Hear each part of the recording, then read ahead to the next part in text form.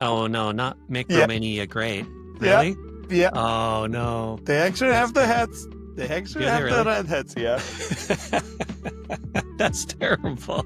Yes. They're like, it worked in the US, so I clearly it's mean, going to work here. Come I on. mean, They got the hats. My vision of Romania back then would be like everything's very gray, that communist influence where like we all assumed anything east of Germany was gray and there's no collar to anything.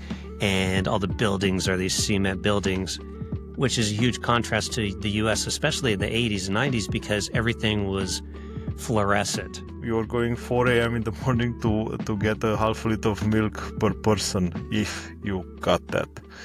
You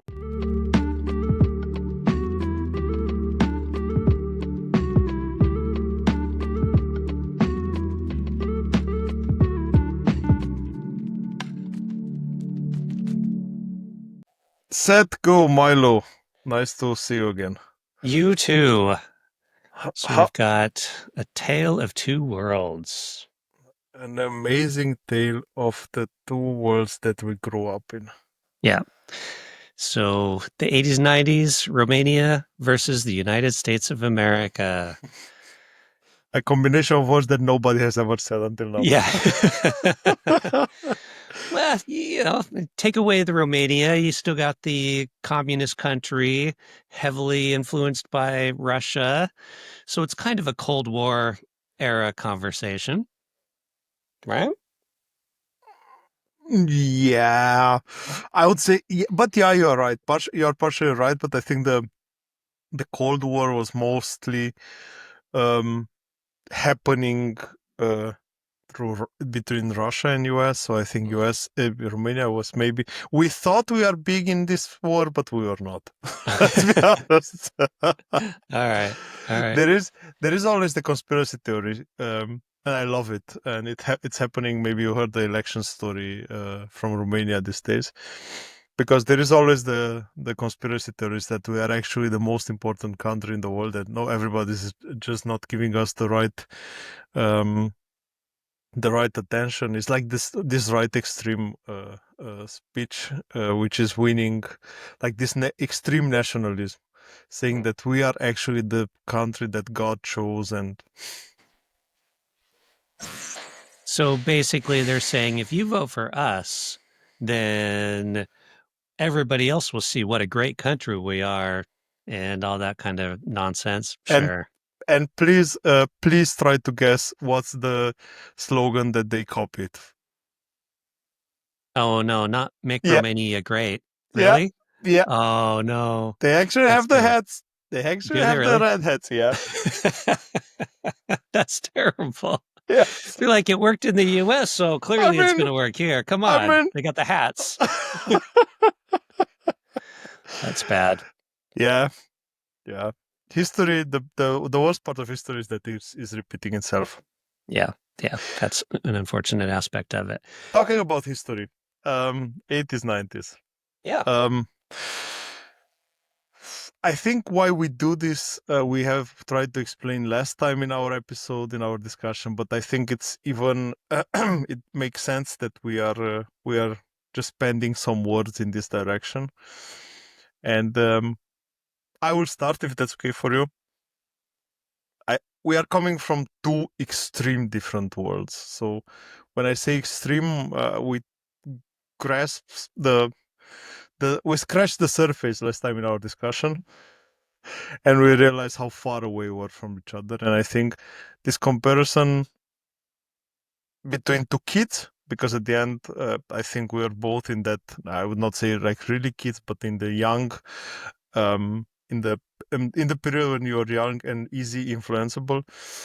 Um, and I think this comparison really makes sense. And I think it's going to be fun for both of us, and most probably fun for whomever can identify with mine or your experiences. There you go. Yeah, well, I think so too. So I mentioned this before. My vision of Romania back then would be like everything's very gray, that communist influence where like we all assumed anything east of Germany was gray and there's no collar to anything. And all the buildings are these cement buildings, which is a huge contrast to the US, especially in the 80s and 90s, because everything was fluorescent, right? So you had lots of neons and bright pinks and bright greens. Like, so it was like extreme color in the US. So not only just the natural light contrast, but just the way everything was being presented. But I'm sure it wasn't all gray, right? You guys had some color there. So I think the what made it really great, at least for us or for me in my childhood, was that not a lot of people had color televisions. Mm-hmm. So, um, but everything that we have seen from the country was gray. Um, but yeah, it had I must say it had a kind of a grayish, and I'm not really able to explain it. But there are some patterns which are coming into my mind when I think about that time. Um, there are, for example, I come from a small village near a big city, and of course, everyone was working in the same industry. Not in the same, but everyone was working in the industry. But they all had this. I do remember them. Everyone had the same blue working costumes, like this sad blue, dark blue, Mm. and everyone was wearing the same clothes and everything. And there was a moment in which they have introduced the standard haircut. So we were not that far away from North Korea. Yeah. Um, So I imagine 1984. Have you ever seen the movie 1984 or read the book? yes. Like, that's totally what I picture when you mention everybody's wearing the same outfits and same haircuts. Like, totally George Orwell's 1984. Yeah, but that was the control, yes. Mm. The control, yes, but not on that level. So the control was there. If we start with the bad things, uh, I think one of the worst thing that happened was the political police. So it was called Securitate, and that was the worst thing that could happen because that was the control of the society, and they were taking you from the street, you were disappearing and never coming back. Um, in the meantime, they managed to unveil the folders or the secret files of the Securitate, so you can, in the meantime, go and see who gave you in, because they were working like this, that neighbors, you are talking to your neighbor, like gossiping and talking politics and stuff, and then he was going to the police office and said, "Yeah, I want to tell on my neighbor because he was talking bad about the leader, or he was talking bad about the party, and or he was talking bad about everything." And Hmm. a lot of stories. There are a lot of sad stories, but Yep. 1984, it's a bit too good organized for that. There are also some positive things in 1984. Yeah. So, what are some positive things about the 80s Romania?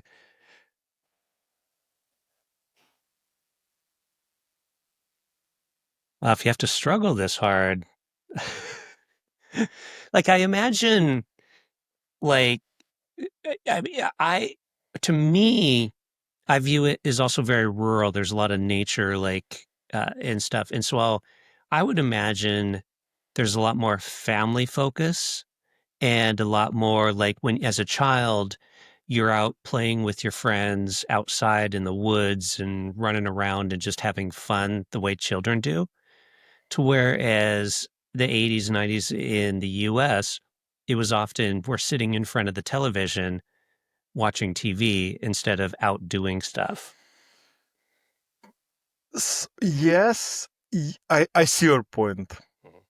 And yes, we were doing this most of the time, like going out, playing with the. So I have to say, from a child perspective, it was not terrible because you get to be outside a lot. There was still, so in my case, I have to say there was a good thing, which was the fact that living on the countryside, we didn't had any centralized heating system, for example. We didn't have any centralized hot water system, and that means that a lot of things were in our control. And that's why I struggled so much. the childhood, of course, is something that you remember. We are happy remembering, and uh, you were young, and everything was a nice thing, and we are outside. Um, Sleigh driving in the winter from morning till dawn. So no Mm, exceptions. We're barely we nobody could get us inside. You had nothing to do inside except playing, and because there was no TV. That was a benefit, but the downside, the bad things that were happening in the same time. So the lack of power, the lack of water, the lack of food, the queues that you had to stay in. You were going 4 a.m. in the morning to get a half a liter of milk per person, if you got that. You were in the morning in the queue to get your bread. You had one half of loaf of bread for every person in the house. mm, Um, you had chicken.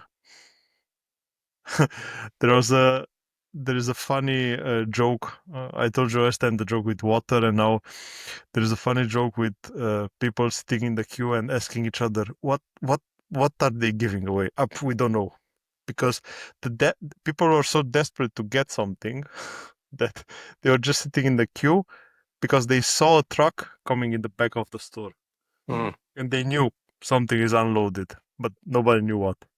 mm. So I do remember it with pleasure, but I do remember it with pleasure because I knew I played a lot with the colleagues. I had a small advantage. My mother was working inside one of these stores from back then, so that means I didn't have to wait in the queues because she was getting everything from the colleagues because she was doing the same favor for the colleagues. Unfortunately, in this, you have developed the base for the corruption that is killing the Romanian society today. Because everyone was helping each other, and for everyone was okay to steal from the government. So, out of the sudden, stealing was okay, even though stealing should never be okay. But you develop this thought in the collective in the collective society that you said, okay, if you steal from the government, it's okay. If you steal from the other, it's not okay. But that that is still something that with a thing that Romania is struggling with at the moment. Oh, wow. Okay. Uh, and if we talk about toys, the, everything Yep. was everything was made by us. Everything was invented by us. So I think one of the coolest stories that I told my colleagues here in Germany is that in my village they were building. Oh my god, it's a cringe story. In my village they were building a hospital, and inside that hospital they had like vinyl floors. But when I say vinyl, I don't mean the nice one that you have now in tiles. I mean the linoleum one. I don't know if you know that. Yeah, that just kind of rolled out, kind of like it was, is that really thin? Yeah, I know what you're Exactly. talking about. Yep. Exactly. And on those edges, so when that on the edge of the room, you had that plastic piece that you were putting on the wall so that you give an ending to that linoleum floor so that it doesn't come out. So it was something Yep. that was drilled in the wall and it was keeping the linoleum on the floor. Yep. Yep. That trim piece. Yep. Exactly. Mhm. So, but that piece has the width of a kid's feet. And in the winter, due to the fact that we had except sleighs, when we had to do like kind of a skiing, we had no option. We took that thing from the side. When you hit it up in the like in front, you're getting that curve because it was plastic. So you're hitting up, turning it around, and hitting up again, and turning it around. Mhm. And those were the skis that I remember. All right. Well, yep.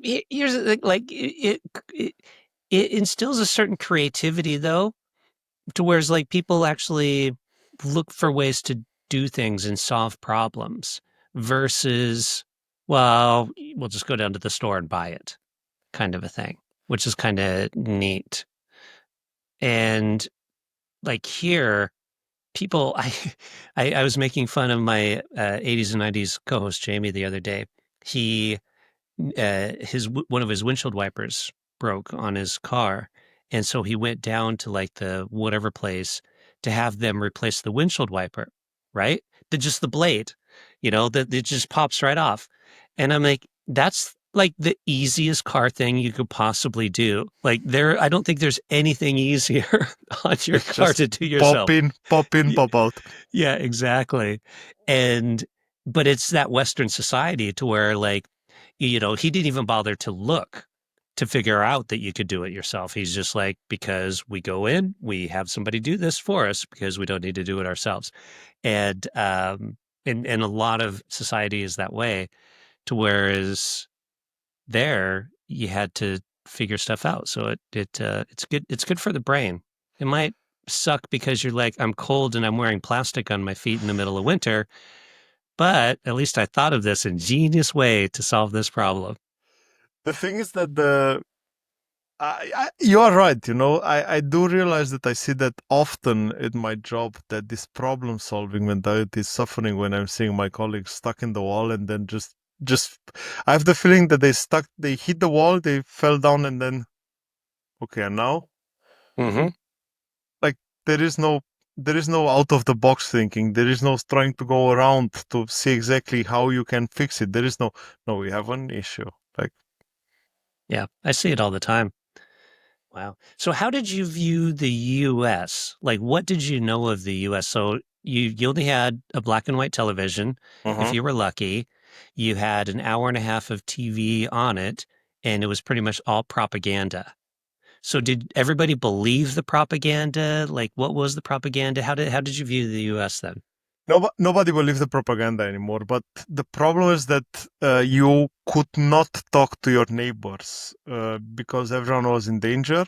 There was one source of hidden information that was coming in the country, and this was the Radio Free Europe that they all talk about these days because they just closed it again.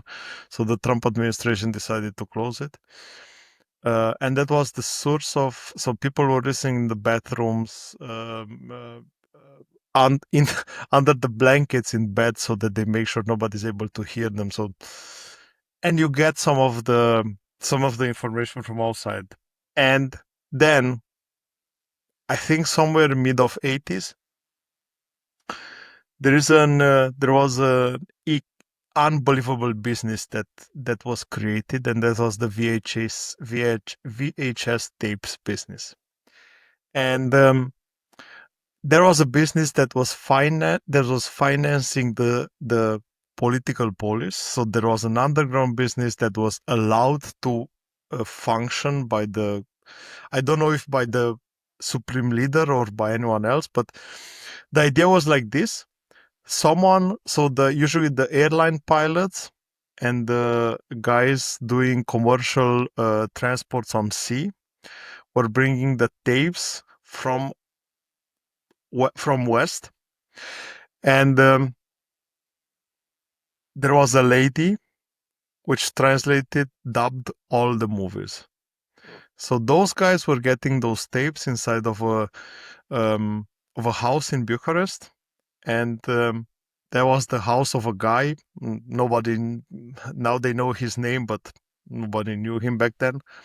And he had like 200 video recorders in his house, and she was getting the original, translating the movie live. Like she got one tape. She was doing 3, 4 movies, five. So she was doing 12 hours a day. There is a documentary, because this was I was searching before the Oh, wow. episode, which is called Chuck Norris versus Communism. Oh, yeah, I saw you sent that to me, or you posted it somewhere. I saw. I Yeah. posted it inside our list, but just before, Oh, and yeah, that there it was is. Yeah.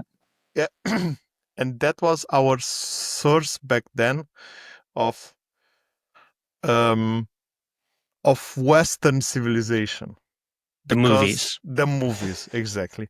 Yeah. And of course, uh, you nobody was judging the quality of the movie when you got it. You got the movie, it doesn't matter. You Yeah. just watched it. And everyone, they were doing movie nights in the night in someone's apartment. And you have to imagine 20, 30 people sitting behind the 50 centimeters television and trying to see one movie. That big was the desperation. And that was how you got somehow the impression of US. Everyone had a gun. Like you had the Chuck Norris movies, you had we had Godfather. Like you could, Yep. it was not easy to connect the years because there was no information of when those movies were made and so on. You just get everything in and you are using, and the only thing that you got was uh, the movies, nothing else. And Okay.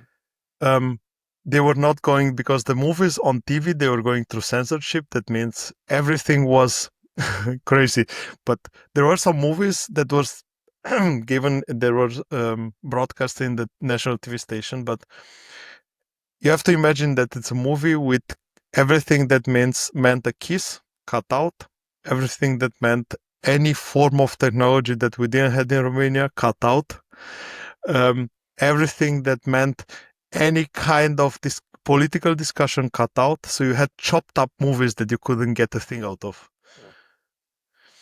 Were there Romanian made movies? Like, did you have a movie industry at all that would make Yes, them? and there we had good movies.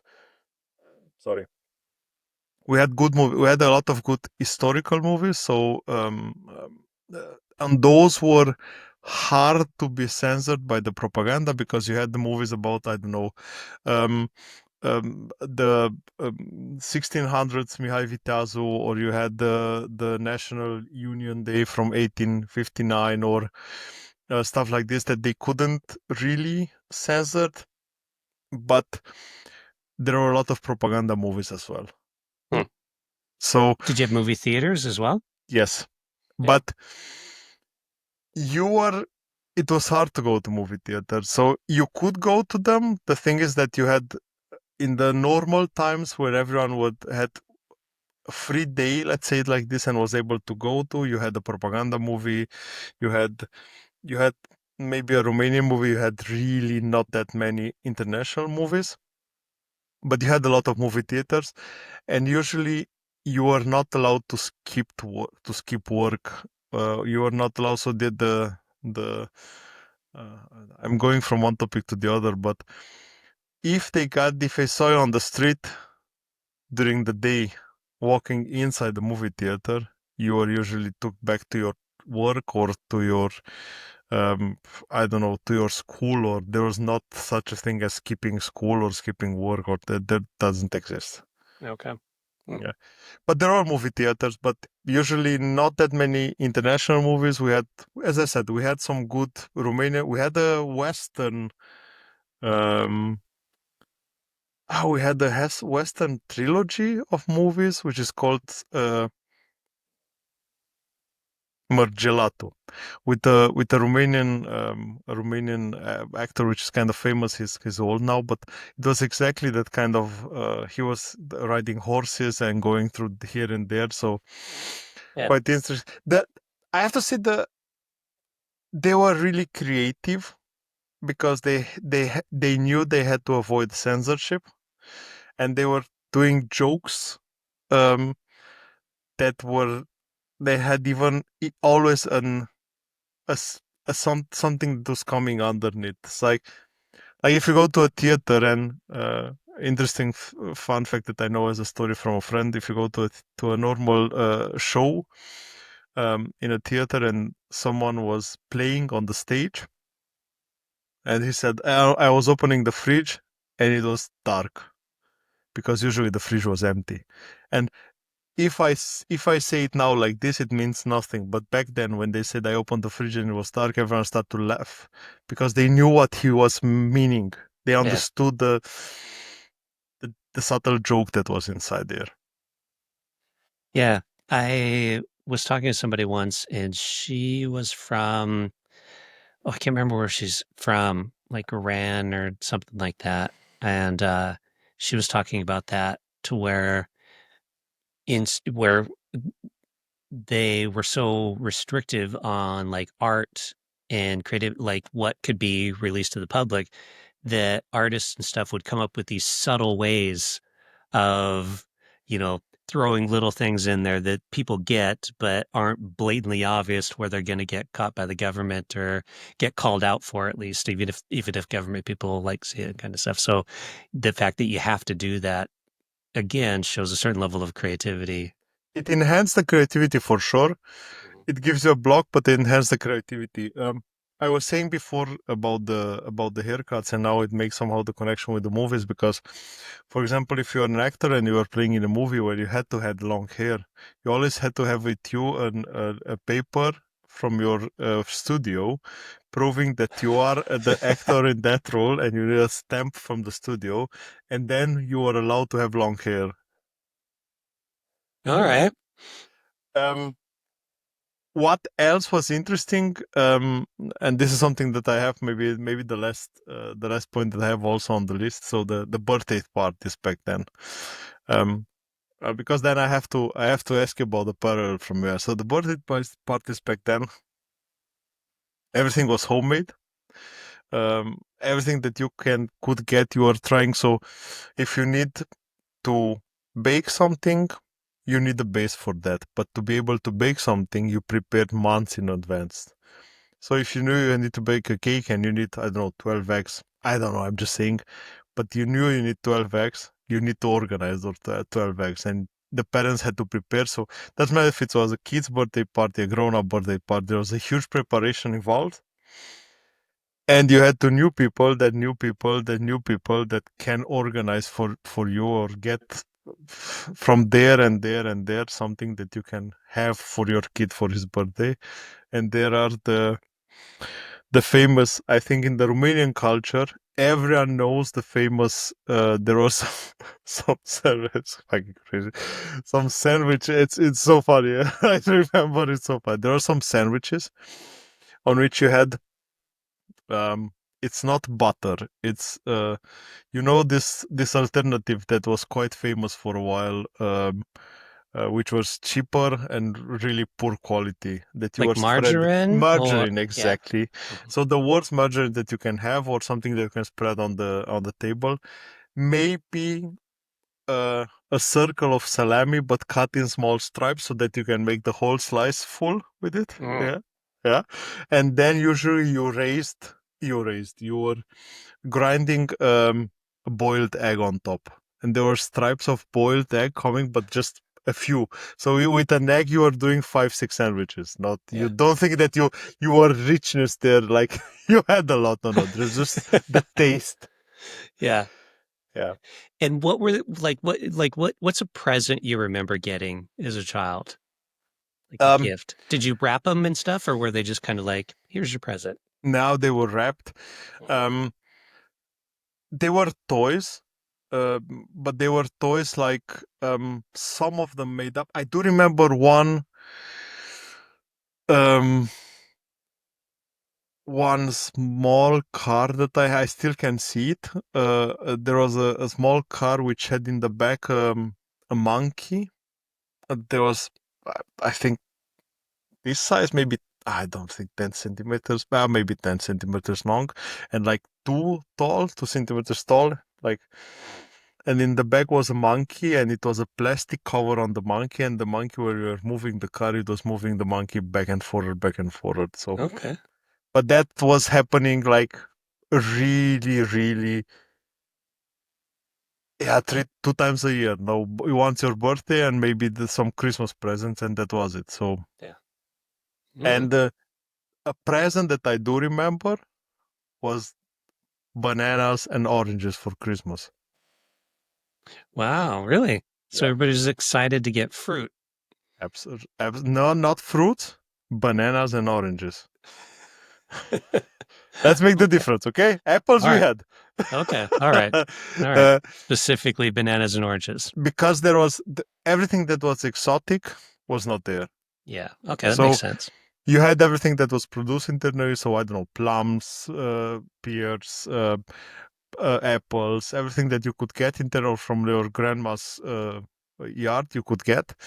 but everything that was coming from outside, I you had a green banana, you are folding it in a newspaper and placing it on the top of your closet for about 2 weeks until it got a bit yellow so that you could Okay. eat it. Hmm. And the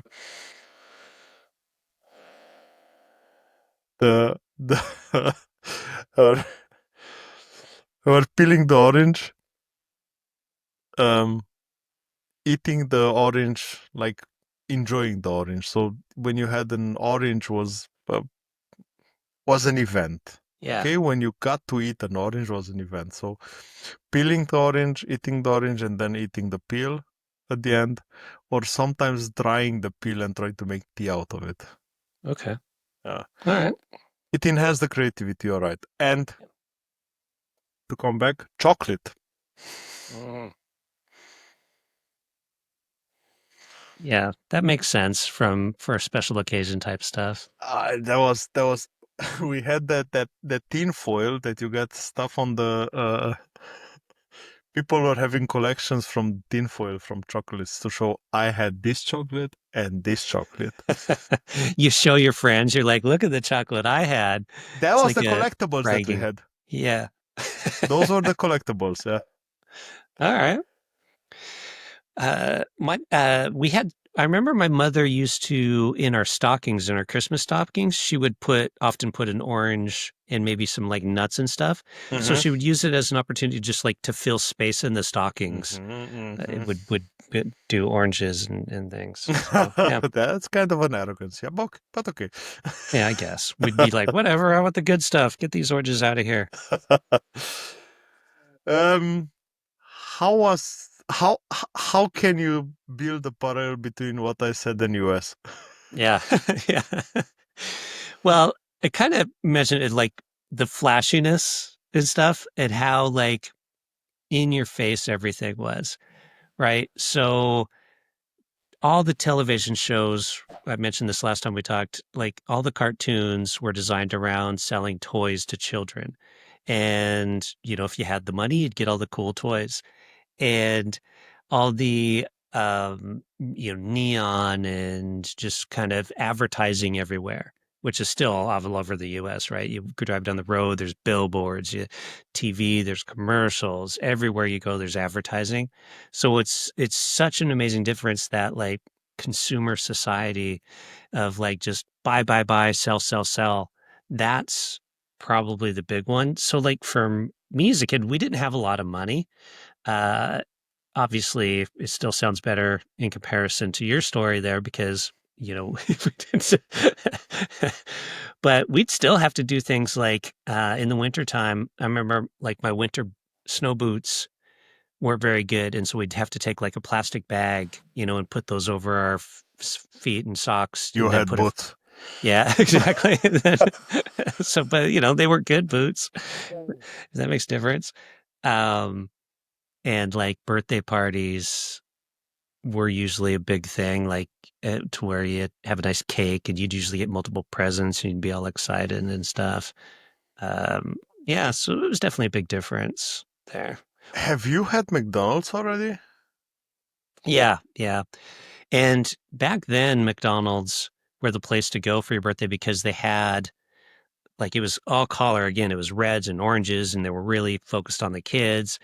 And they had the play area, which had those little ball thingies in it, so you could jump into this big pool of balls. Mm-hmm. For us, it wasn't so much the McDonald's that we wanted to go to. We wanted to go to Chuck E. Cheese, a pizza parlor.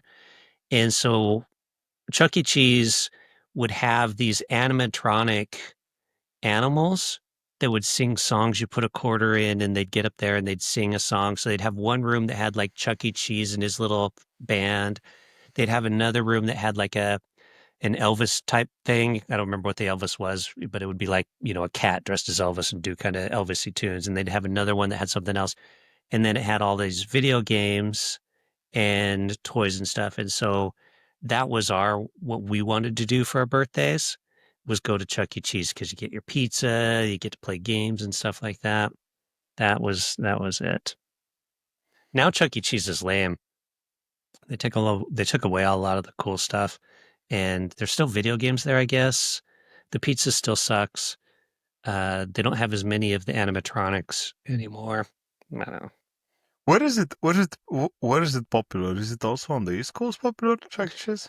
It might have been. I don't know. Like it definitely was popular where I grew up. So they were a national chain. So there probably might have been a few on the East Coast. But yeah, Chuck E. Cheese pizza parlor for kids. That was ours. You were saying you're talking about the pizza parties. Not the pizza parties, the birthday parties, but it was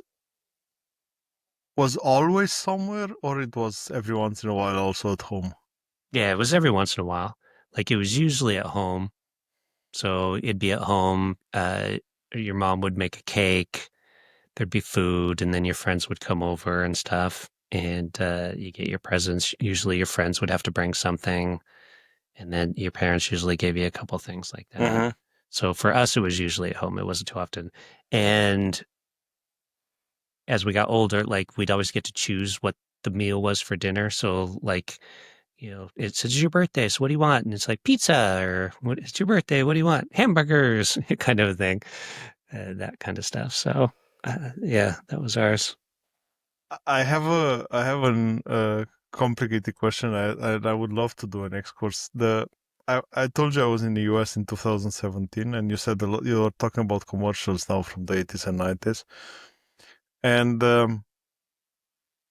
have you seen How High, the movie?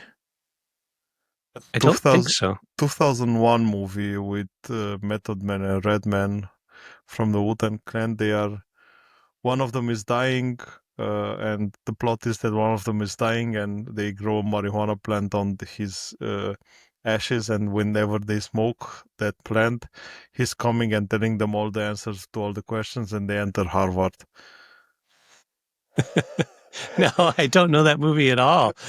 So It if sounds you hilarious, though. if you haven't seen the movie, it's one of the best comedies ever, Okay, ever. all right. But they are watching commercials when they are high. They are watching commercials on the TV, and now you understand the connection with 2017. But I had the feeling when I was there that the commercials in US didn't evolve at all.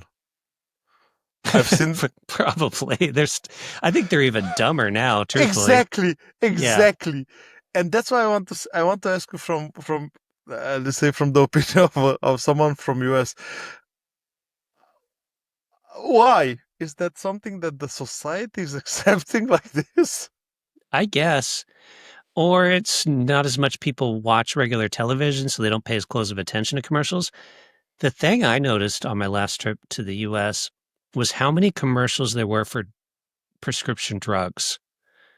Like you'd be watching something and be like, "Are you experiencing such and such or such and such? You need to talk to your doctor about this." Or do you have, you know, Exactly, there were exactly, so many of these, it'd be like, try this. And then it'd always have the disclaimer at the about, may cause anal bleeding and da da da da da. exactly, exactly, exactly. So I Yeah. have the feeling that nothing. So first of all, if you haven't seen How High, kindly Mm. recommending it. Yeah. I'll check it out. Absolutely no question asked. But the this it there were some painkillers, and at the end of the painkillers, they were saying, yeah, but it can cause anal bleeding and Yeah. hypertension, and I don't know something else. And then you think, uh, what what what have you said? Yeah. Yeah. Yet you can't advertise for cigarettes or like certain alcohols, I think, or something like that now as well. Like I'm not too sure on the alcohol one. Maybe it's just cigarettes. But yeah, so you can have ads for prescription drugs because that's okay. But cigarettes, not that I'm saying cigarettes are better in any way, but it's just a weird bit of hypocrisy, you know? Yeah. Correct. Yeah.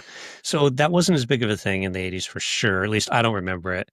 But I do remember beer ads and beer commercials that they were funny.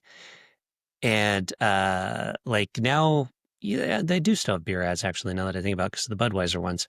But they had these Rainier beer ads, which were this basically a person dressed in like a beer bottle, acting like a deer, running around on the roads, and there was like somebody chasing it. So I vividly remembered this particular ad for Rainier beer and as a child. So yeah, I remember those.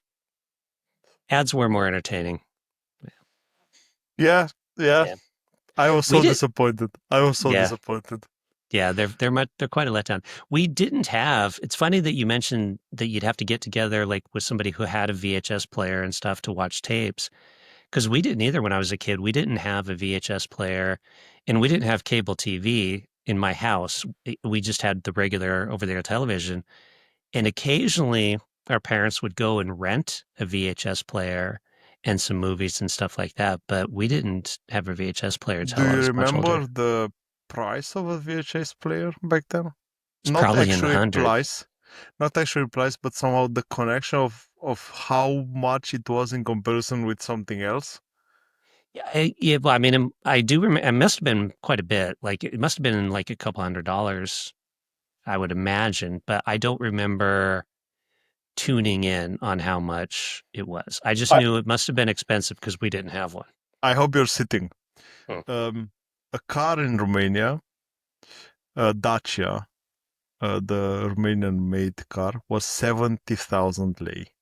Okay, A which is V8, which is, I don't know in today's money, but just remember the amount. okay. And of course, there were a waiting list so you can buy it, but that was the price. A VHS player was 70,000 lei. Oh wow. Yes. So the rich family in your village had the VHS player. Like how? Nope. Where did this VHS player come The from that you problem is watched that you could movies? not buy them. You could not buy them from the official thing. That was only a black market thing because Hmm. there was nothing that was sold on the official market. So you had to be really rich.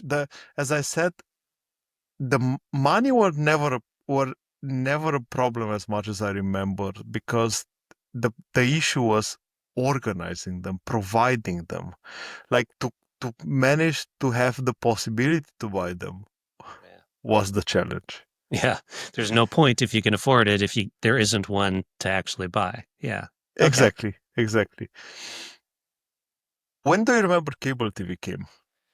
So I do remember cable TV in the early 80s. I remember the first time I remember cable TV was my parents must have got it at some point for a short period. And I remember it was the first time I watched Star Wars. The original Star Wars movie was on cable TV and thinking that was the coolest thing ever. And it had the old dial. And back then, like what you could do is you change the channel, you turn the dial on the TV, and it was, it'd be like static. So that's how you knew you couldn't get the channel because it would be all staticky. Yeah. But sometimes if you kind of like tweaked it in some way or like there's something weird would happen and suddenly it kind of comes in and you're like kind of seeing it and you're like, oh yeah, that's good enough. I'll watch this. Yeah. That was pretty much, we had it at that point for a little while. And then it wasn't until much, much later that we had it again.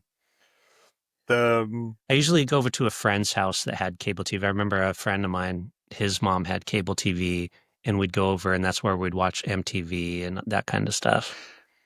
How do you define cable TV? What does that for you mean? That means that you really had a cable network coming to your door?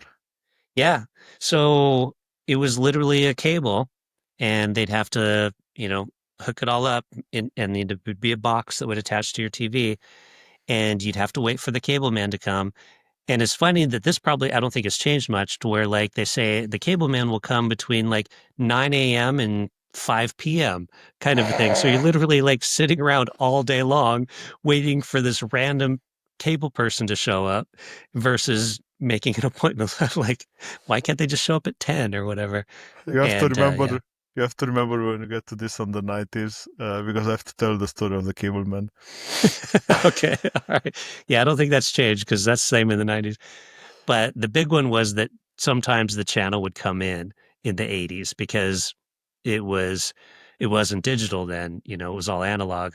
And so sometimes you get the channel come in and you get all excited and you keep watching it. I remember there was an episode of Friends and Shit. yeah, and they had like the porn channel or something that started working and they didn't want to turn it off because they didn't want to lose it. We cannot be the guys that let go of the porn Yeah. channel. Yeah. No, don't touch it. Don't touch it. If it goes, we won't get it back. So that was that. Do you want to check the size of the rooms? I'm a big Friends fan. Are you? All right. I've seen it with my wife about, I don't know, 30, 40 times. I'm not exaggerating at all. I know all the lyrics. I know all the text. I love it. I Nice. just All love right. it. Well, Yeah. you know that episode then. Absolutely. I know all the all the cool pivot. Yeah. You mentioned MTV. Mhm. What do you remember? What do you remember as your first time you have seen MTV? Oh, it would have to have been something like a Michael Jackson song or Madonna or something like that of that era. Uh, it, it's funny because like you just sit around and watch it and wait for the songs that you like to come on. Explain this to the new generation. Yeah, Please do that. they're like, no, I just look it up on YouTube or play it, No, right? no. And yeah, and that's why it's funny. People complain about MTV not playing music videos anymore, which is true. They don't, but it's because people wouldn't watch it anymore because people aren't going to sit around and watch TV all day waiting for their song to come on. But then you'd have like the top 10 of the day and they do a countdown. They had the VJs that would like introduce the songs and that would be fun. You'd be like, "Oh yeah, this guy's cool." And then kind of And stuff. So, you had the morning show. yep. Then you had of course after the revolution. But have you had that also VH1, right? Do you Yep, know? and then you had VH1 as well, which usually was a bit more music focused and a bit more adult music, I guess would be the way. They weren't as cool. Yeah, but you'd still or if you were on MTV and they were playing a song you didn't like, you'd go check out VH1 and see what was playing on VH1. What do you remember sports-wise from cable TV? Not too much from cable. Cable wasn't huge on sports back then. It was all the main, NBC, CBS, or ABC Mm-hmm. had all the sports channels. Like cable, I know had CNN, but I didn't care about that. For me, the big thing was the Super Bowl as Mm-hmm. a kid, was watching the Super Bowl. I remember like watching my first Super Bowl and our parents had left. They probably went to a Super Bowl party. So it was just us kids in the house and we're all excited watching the Super Bowl and rooting for our teams and stuff. So yeah, I never got into watching sports. When this, I dare to call it craziness, with the Super Bowl started, Milo. Oh God, it's forever. It's certainly before I was born, probably. It's huge. It's basically a holiday. I I worked at a grocery store and for a while as an adult, and on Super Bowl Sunday, they would have one person assigned specifically to the task of just continually stocking beer and chips and basically all the Super Bowl stuff.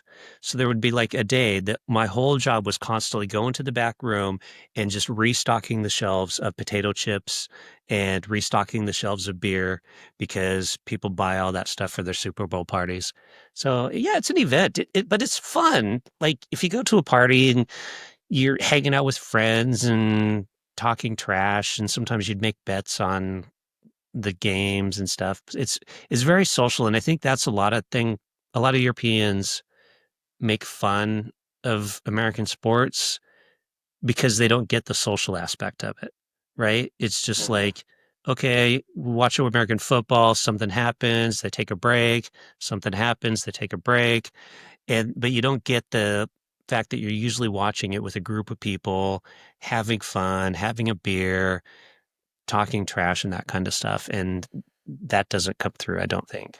I was talking in one of the previous episodes with Kevin Cat, because they said one of the biggest or the saddest surprise for them in Europe was they moved from US to Spain, and they said that one of the saddest surprise was the lack of sports bars. Like Mm. the lack of the typical US sports part. And you have 20 TVs running at the same time on 20 different channels, and you can see every possible sport event that is happening in the world. And people are still talking to each other and having fun in the bar because they are there for the socializing experience, and then nearby to watch some sport events. And they also said the same as you, that Super Bowl is not about who's winning. Yeah, of course, for those two teams that are playing, but everyone is watching the Super Bowl for the social event. Yeah. Yeah. I mean, you're rooting for a team, but it's more about.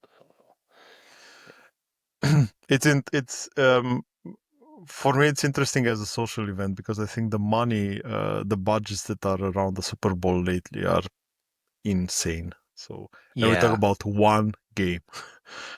Hmm. Yeah. Those players make so much money. Like you talk about the ads, like, to have a 30-second ad during the Super Bowl costs millions just for the airtime. So, yeah, it's crazy how much money gets spent on those things. You mentioned potato chips. So I would kindly ask you about the snacks that you had in the US back then. I said Yeah. that what I said. Yeah.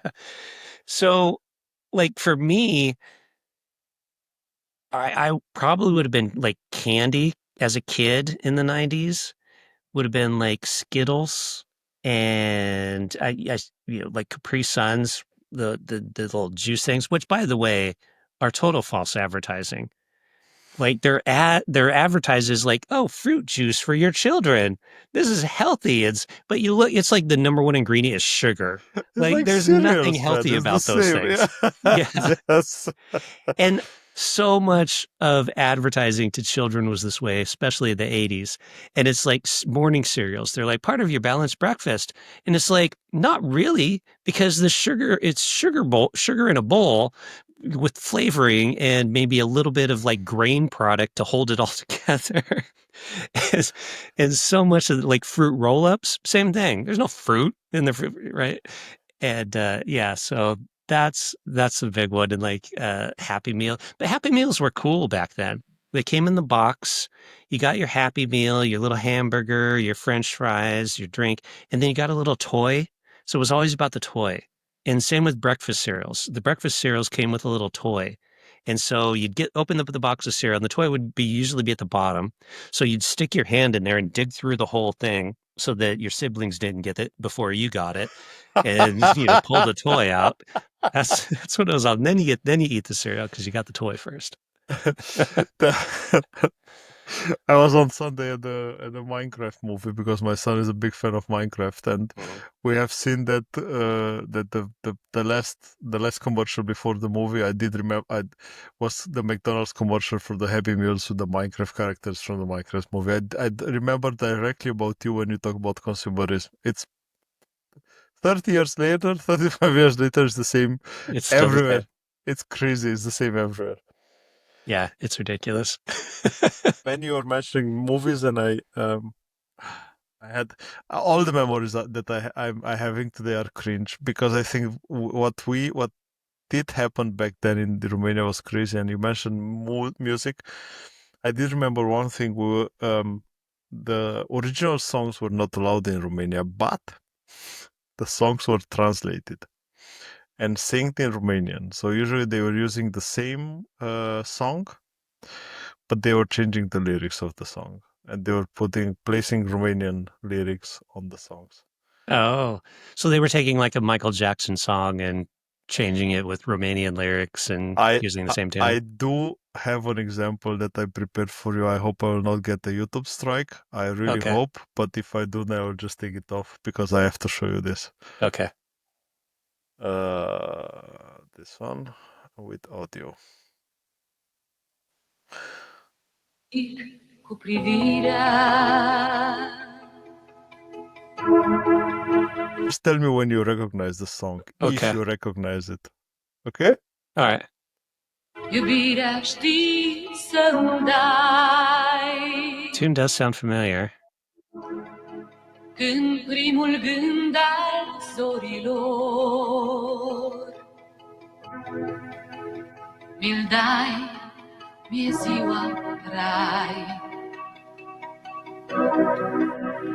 Iar seara mi-aduci dorul. I definitely know I know that tune, but I can't name the song. Okay, let me go to the chorus.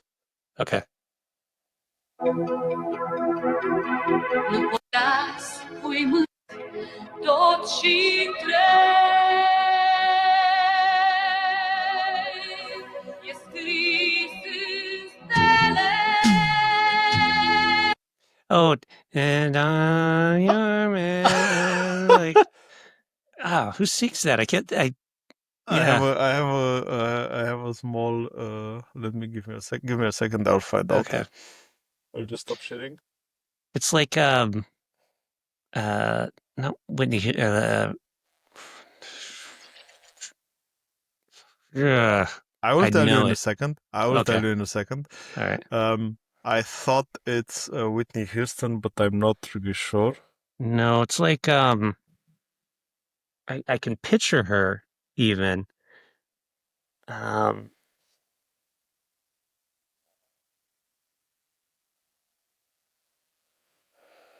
It's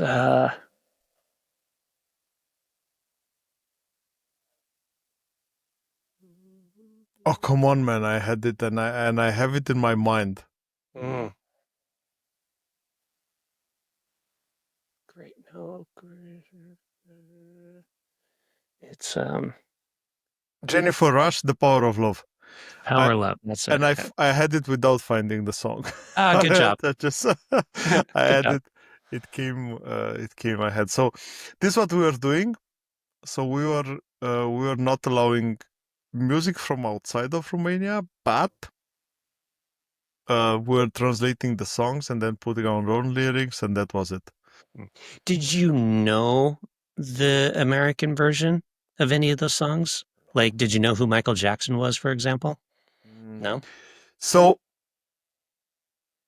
you might hear some of the songs that were passing the censorship in the radio. There were some rebels in the radio which were playing some. They had some night shows, and in those shows you had some international music. Rock music was something which was the fans of rock are always I would say the rebels, and they are the guys pushing more through. And you could hear some Metallica, you could hear some, I don't know, but not during main time of radio or TV, never. And radio was a big thing. I don't know if I told you last time when we talked, because radio was something that I do remember from my childhood. We had like a radio plays in the evenings. So if I had no TV, I was listening to radio plays. So all the big classics that they had radio. They would call it radio theater, even though it makes not so much sense. But that was it. All right. Nice.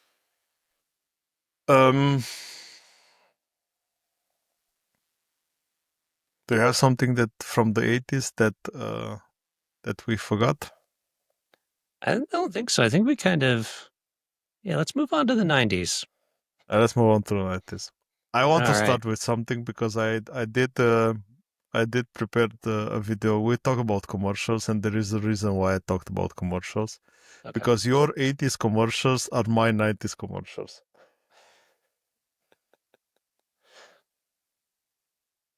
And I'm pretty sure when I say yours, I mean yours. Okay. So right. it could be that you know it. Again, I don't know if I'll get a strike. If I'll get a strike, I will take it off. You see it, right? Yes, yep.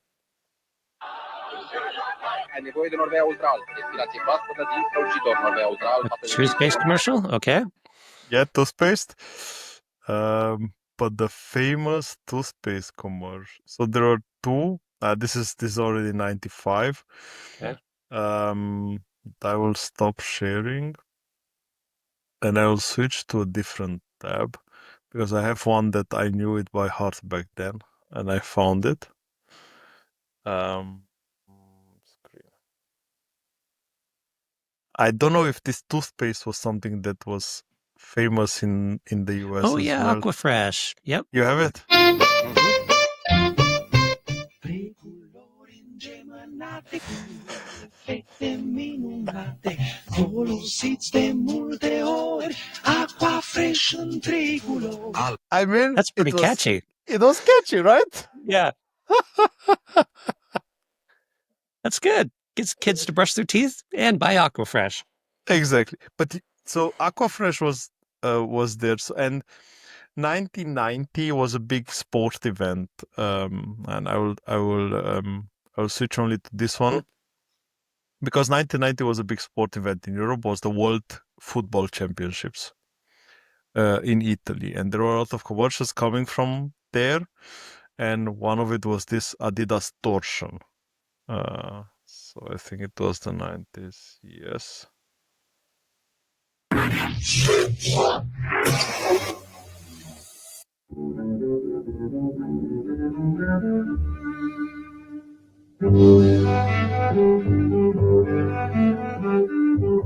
Fugi.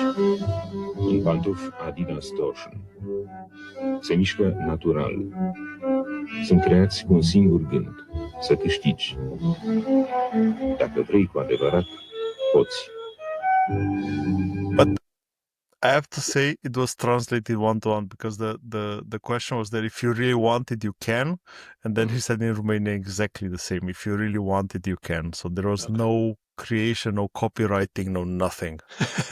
No revising for the audience or anything like that. You're just going to copy it. Exactly. Yeah, I don't remember that specific commercial, but it looks very typical of that kind of a commercial, like athletes running. I'm so serious and dramatic with my running, and it's because of my shoes that make me a better runner. Yeah. So I jumped a bit over the revolution, but the question: have you heard about the Romanian Revolution? No. So yeah, because in 1989 you had, all the kind of communist countries were falling down, right, in the late 80s, early 90s. So how did Romania's revolution play into that? Like, was it before Germany or after? Like, did the fall of the Berlin Wall impact it in any way? Or was Romania hey, they did it, let's do it? It was quite early. Okay. Because it happened. So there were some events happening in 87, if I remember it correctly. In 87. Mm-hmm. And then in 89, on the 16th of December, it all started in Timișoara, where the Securitate wanted to arrest. It started with a crazy excuse, I would call it. The Securitate wanted to arrest a Catholic priest. And there was a spontaneously protest there that nobody thought it will get something out of it. And then more and more and more and more people are coming out. Of course, now they talk about some kind of secret services from outside of Romania influencing that move, like only to spread that anger, not to spread it because it was already spread, but to get the people to use that anger to get the people together in this square in Timișoara. Then the leader thought it's a good idea to get the army on the street and to start shooting towards that gathering. And then on the 22nd of December, he organized, because he thought again it's a good idea, he organized a demonstration in Bucharest to support him. So it was organized by him. So he gathered, I don't know, thousands of people, tens of thousands of people with Ceausescu, like the typical communist manifestation.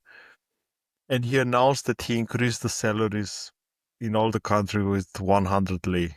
So basically something small, but he had the feeling that something bad will happen because he realized that everyone in the country is hungry, like you know what I mean by hungry, but there was nothing there. So the desperation was increasing.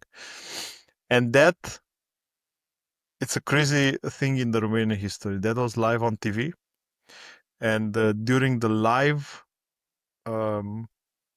speech, there was movement starting from the back of the manifestation coming towards the front, and then everything exploded. Eh, Like not physically exploded, but the anger of the people got there, and everyone starts screaming.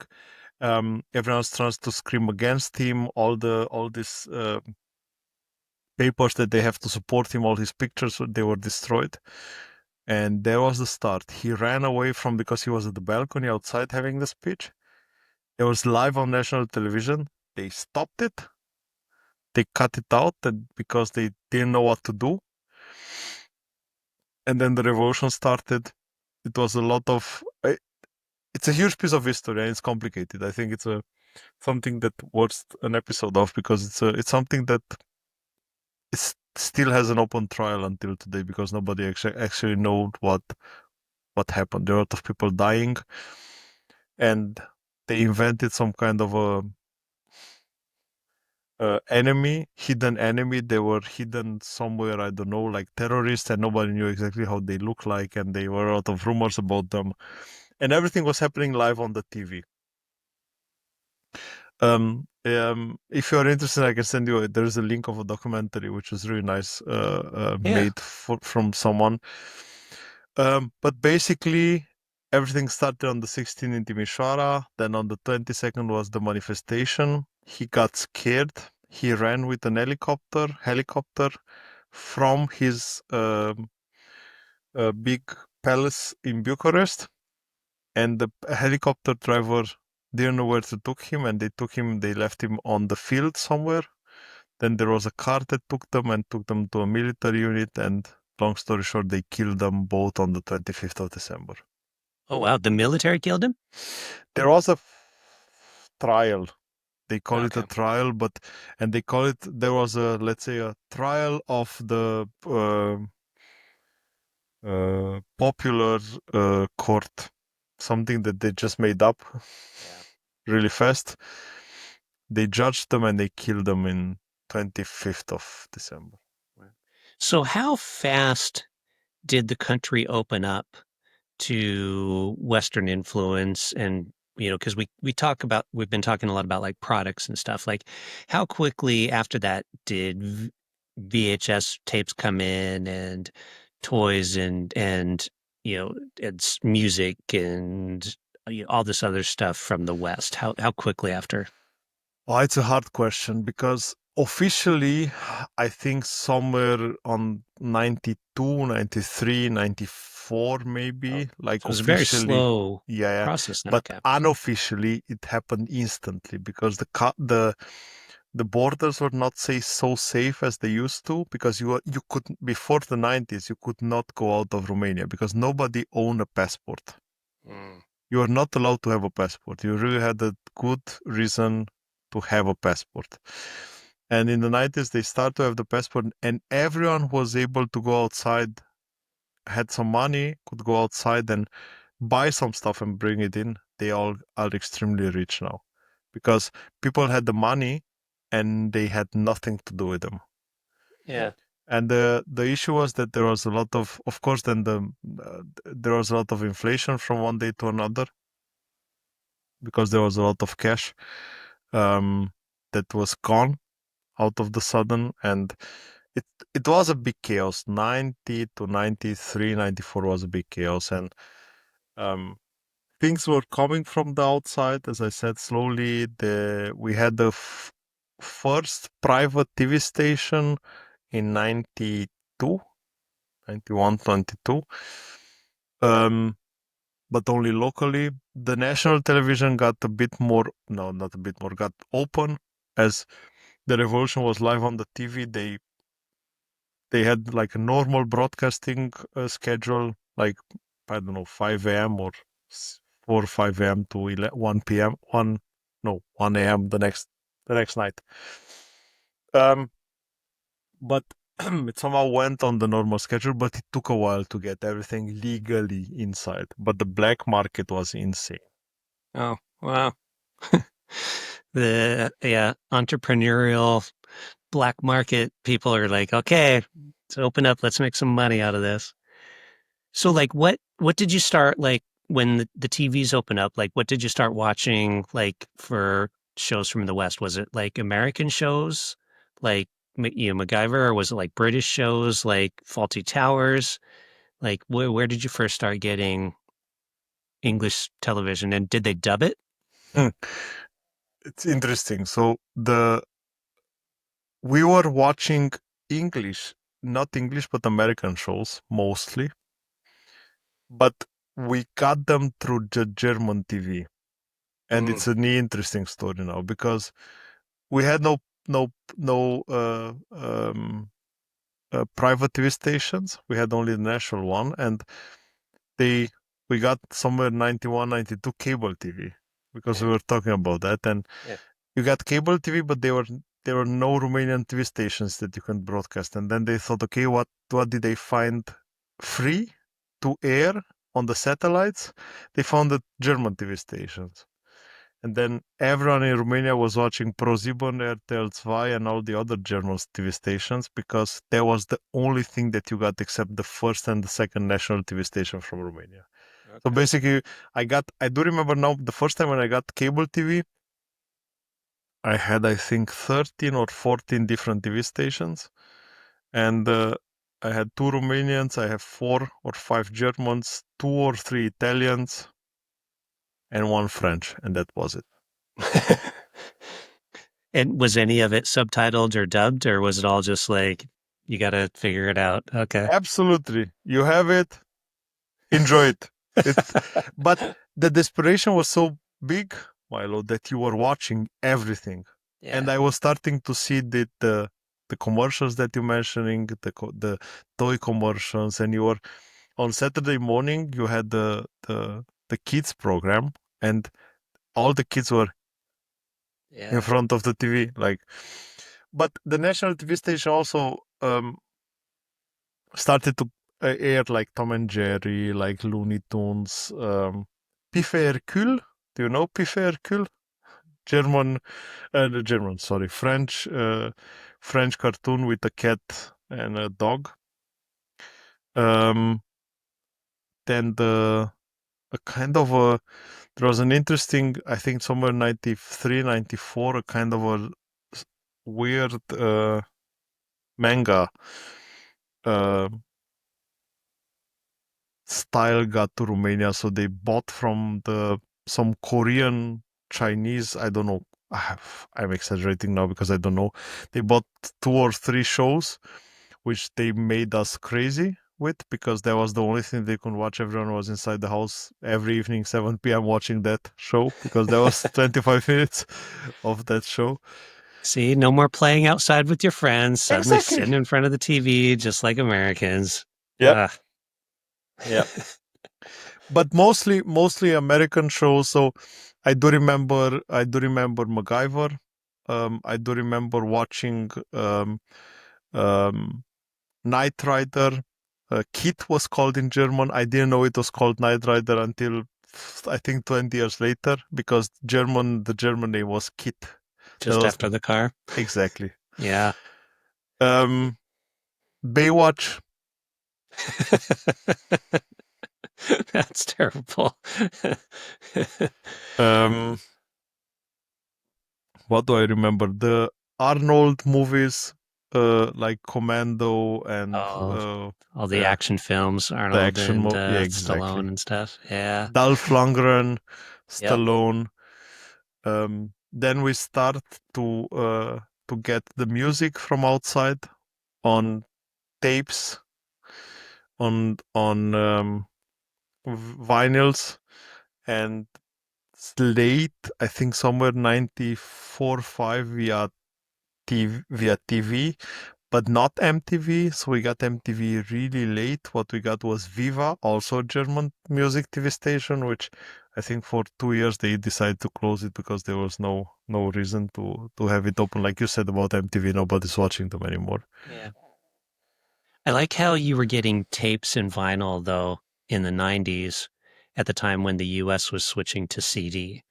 So, like, it was in the 90s that I stopped buying cassette tapes and started buying CDs. I Unfortunately, I'm in a renovation process, but I do have somewhere there a huge box of my tapes because I still have them. You switched to CDs in the 90s? Yeah, that's when started switching to the CDs. Yeah. My first CD I ever bought might have been like REM or The Cure or something like that. So that would have been, yeah, that would have been mid 90s, probably 93, 94. Like early 90s would have been when I started switching. Yeah, maybe around 90, around that time. Stopped buying cassettes and started buying CDs. My first CD was um, Metallica, Symphony and Metallica. Mm. I had the cassette. I had the I had a couple of their cassettes, but when I switched to CD, I never switched to the Metallica It CDs. was Yeah. it was half of my salary for a month when I bought it. Wow. It's a lot just for the music. Yeah. It's I amazing how valuable music is, though, if you think about it, like how much we cherish music Mhm. as a culture to where people are willing to spend that kind of money to listen to music, or, you go hear stuff like that's pretty impressive that it was that valuable. But you know what I'm missing from back then, and this is something that I really really miss. I'm missing the album experience. Mm. I'm missing the complete album experience. Like you took that CD, it's CD, it was cassette, whatever. Then you took the booklet, you opened the booklet, you read the booklet. Yep. There was a sorting in the songs. There was a reason why every song was coming after each other. And this is something that gets me crazy today because we have one hit wonders and they are gone. Yeah. Yeah. All songs now are written for the song. It doesn't matter the album or anything like that. Yeah, I totally agree. And that was a fun thing about that is you put on the cassette or the CD or whatever the even the LP, and you listen to it from beginning to end. Yeah, that was nice. When American food restaurants started moving in, like what did you? How was it going to a McDonald's for the first time? I would dare to say American restaurant because in the 90s until 2000 there was only McDonald's. Wow. So Burger King even today they tried I think 2 or 3 times and they quit. That Oh, I yeah like Burger King. I actually like Burger King better than McDonald's. I think Burger King is the only fast food which is not fast food. Hmm. Like you could say that the food is okay. Like yeah. Yeah, between Um, the two. we had I think do you know the because it's a bit comparable, but it's not. No, it's comparable. Do you know the pictures from opening the first McDonald's in Moscow? I think so, actually. Yeah, and there were like a lot of people around and stuff. Yeah. It was somehow the same in Bucharest when they Okay. opened the first McDonald's, and um, because we talk about the 90s, but I'll make an exception. I was not at the McDonald's until 2000. I No. was at the McDonald's first time when I could afford it on my own money. It was a luxury meal. Hmm. Um, and it was 2003 or 4. Hmm. Yeah. Was it worth the wait? Were you like, wow, all these people, and you're like, finally a McDonald's Big Mac or Quarter Pounder, and you're like, or was it like, well, that was kind of disappointing. Like I all this time, people talking about McDonald's, and then I finally have McDonald's, and you're like, that's an okay burger. It was an okay meal. Yeah. I was never a fan of a burger back then, but it was an okay meal. I like the fries though. I don't like them today anymore, but I like the fries though. The fries was an experience. I was an interesting question. Uh, going to the food. Do you uh, um which kind of fries are you used to? Are you used to the McDonald's fries or the frozen fries? Or are you used to the homemade fries? Certainly more the McDonald's, restaurant fries. Like the homemade ones, not as good. Nah, you see, we agree to disagree here.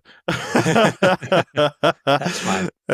So my granny, God rest her soul, was awake at 5 a.m. in the morning when I was there for the summer holiday, and I had French fries first thing in the morning for breakfast.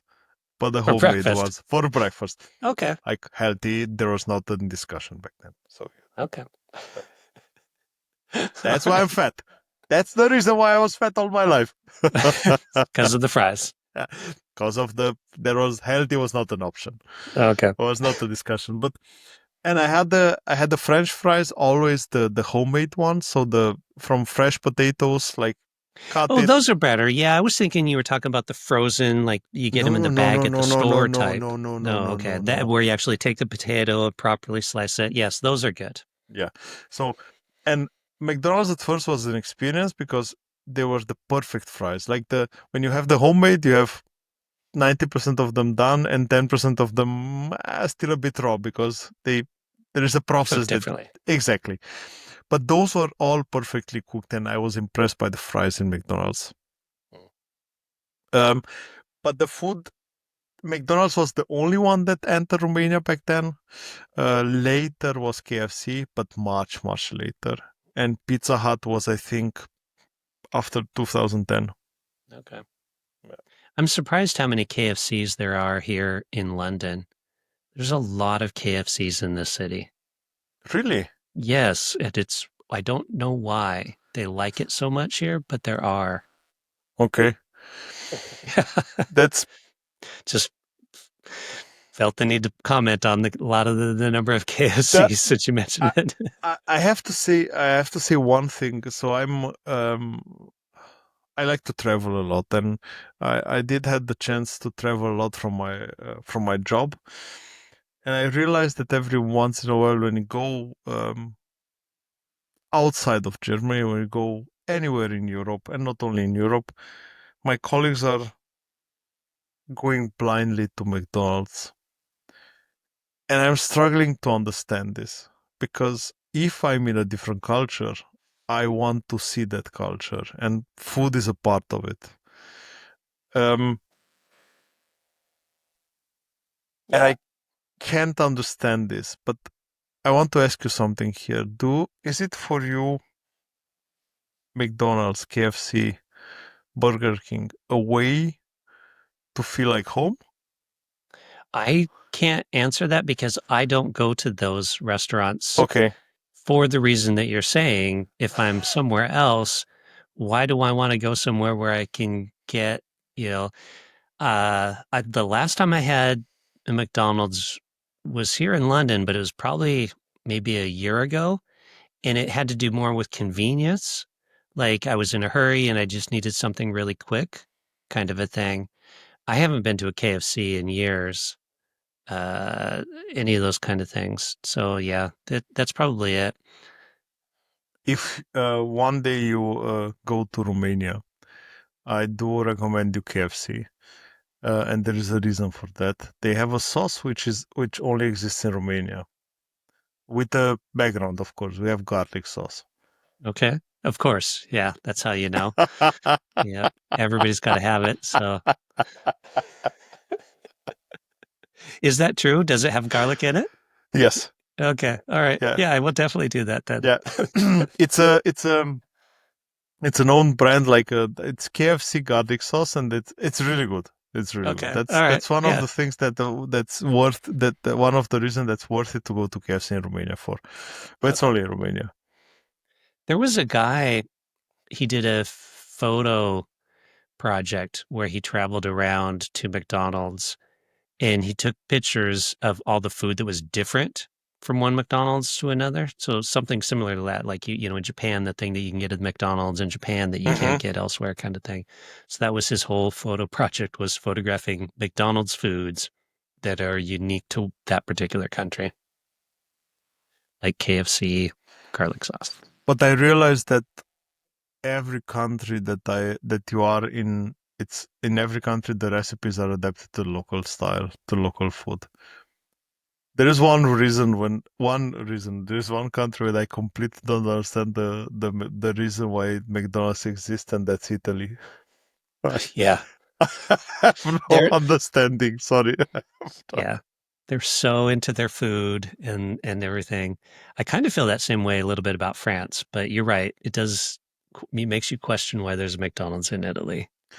I don't know if you know the Garda Lake, I don't think so. north of Italy. It's a nice area. It's a really common area for most probably your wife knows it because it's a German go-to holiday. When they do a drive holiday, at least from this side, it's Garda because it's about 5-6 hours drive. There is a there's a lake, and all around the lakes you have places that you can. It's a huge lake, and there are villages that you can stay in, and in all this craziness, only one McDonald's, which is when entering because there's a street going around the lake, and you have amazing views. And before entering, you have a McDonald's. All the cars that sit there in the wait, they have German plates. So all the Germans are like, well, I know McDonald's, so I guess I'll Like, go there. I'm in We'll have on Italy, they vacation. have good food, but I know McDonald's, so it's okay. Yeah. I've never understood that when people do that. They travel places or, same with like Starbucks, the fact that there's a Starbucks, Starbucks everywhere and stuff. And it's like, why are you not getting a local coffee? Yeah. Tell me something about the technology in the US in the 90s. Yeah. So 90s technology, that was kind of that transition where things started going digital of your cable channel no longer had the little dial. You had to, you couldn't scam your cable anymore. And We just started with HBO. yeah, exactly. Um, like cell phones weren't quite a thing yet. That wasn't until the 2000s that they really became popular, I think, late 90s, 2000s. Um, the internet, we started to get access to the internet, but it was dial up. So if you remember the old school, like, and it was expensive. So you'd usually pay for like a subscription plus time or something like that. And it was just so slow. So really all you did was occasionally check an email. If you went to a website, it was slow and it was all HTML and very kind of, that kind of formatting and Have stuff. you had that offer as well that during 10 p.m. and 6 a.m. was unlimited? Yeah, exactly. You'd get different offers like that. Like at different times of day, it'd be cheaper or yeah, depending on who you were with, AOL. That was the big one. That's when I set up my first email account, which I think was a Hotmail account. I think my first one was. I don't have it anymore. But yeah. My first one was Yahoo. Yeah. Yeah. Yahoo. What was the first search engine that you remember? I remember the browser was Netscape Navigator. Yes. And I think it probably was Yahoo was probably the first search engine. Do remember, and I don't know if it was later, but I do remember Alta Vista. I remember Alta Vista, but I don't recall ever using it. Yeah. I just know the company name. I know the name, but I'm pretty sure I used Yahoo for quite a while before Google came out. Have you owned a PC? Yeah. When did I get my first PC? Late 90s, maybe 98? Yeah, 97, 98. It was late 90s. And I remember how expensive it was, but I had a good job and could afford it and was finally able to get a PC. It was the coolest thing because I had friends with one and I'd go over to their house and be all excited, be like, oh, this is so cool. I'm going to write a book on your computer, that kind of stuff. And, oh, I brought a video game that I bought at the store so I could play it on your computer and that kind of stuff. And then I finally got my own. Yeah, it was awesome. Computer skills. Do you remember the HC90 and the games that were loading via tapes, via cassettes? No. No, for me it was disc games. I mean, my first computer did have a floppy disk drive, the old, what was it? 144 or 3.5? I think it was the the flatter, wider one. Was that the 3.5 one? Yeah. Yeah, so I had that, and then I think I actually had both, and then like eventually I got a CD drive. Yeah, but yeah, they had that. Half of the people watching this, they would not have any clue what we talk about. I mean, they don't even come with disk drives anymore. That's crazy. Yeah. That's crazy. Yeah, you're right. Because I do remember somewhere in early mid 90s, late 90s, being at home at one of my friends' house, and he had an HC90 PC, which had an DOS interface, and he was loading the games from a deck cassette player. Because and Wow. you had to, because there was no hard drive, and you had to load the game in the memory. Wow. HC90. HC90 PC. That's funny. Looking at it now.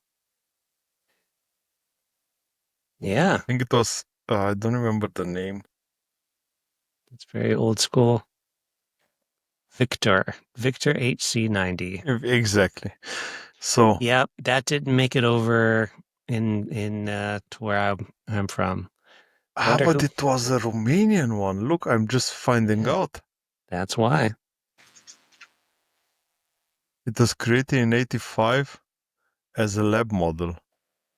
Yeah. The 85 plus 82, and the 90 was? Had one disk drive. Yes. Versions. So HC91 was produced in 91, having a processor that works on 3.5 megahertz. 60K RAM, ROM, 60K ROM, so 60K, and RAM of 64. 64, I see that, yeah. Until you got to the HC90V, which went all the way up to 256. Yes. Wow. But I don't remember those. So I think the last model was HC2000, but I don't remember it anymore. Cool. Yeah. So what we have, you had to wait about 1 hour until you load because you were playing the cassettes, and they were playing a sound, and based on that sound they were loading the. And after 1 hour you had an error message and you had to start from scratch. What about video game systems like the PlayStation and Nintendo, or even the Atari? We had some copies. Played my first Mario after 2000. But it was not on a Nintendo. It was a strange video game. There was Brandless, which had some kind of white tapes that looked like the Nintendo tapes, but they were not. Okay, so it was like a knockoff kind of thing. Somebody's making copies. Yeah, Probably made in China somewhere. Turkey. Back then, Turkey was famous. Yeah. Okay. Everything was coming from Turkey. All right, that's great. Have you already had the PlayStation? Yeah. So I had the PlayStation, the original PlayStation, the PlayStation 1 when that came out, which would have been mid 90s sometime. I want to say 94 maybe. That was awesome.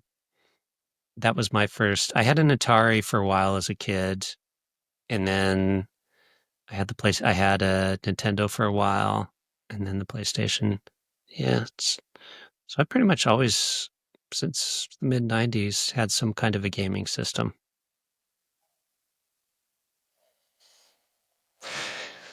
First world, man. First world. You don't play video games? You don't like video games? Is that what you just said? What was your first game? On that? First ever video game that you played. The first ever video game I played probably would have been in an arcade, like Space Invaders or Asteroids. Miss Pac-Man, maybe. one of those kind of games. Mhm. And then my first gaming system I had as a kid, we had Pong with the dial, and you just had the two little paddles that went up inside. Yeah. So one side of the screen, and then you just hit the ball back and forth.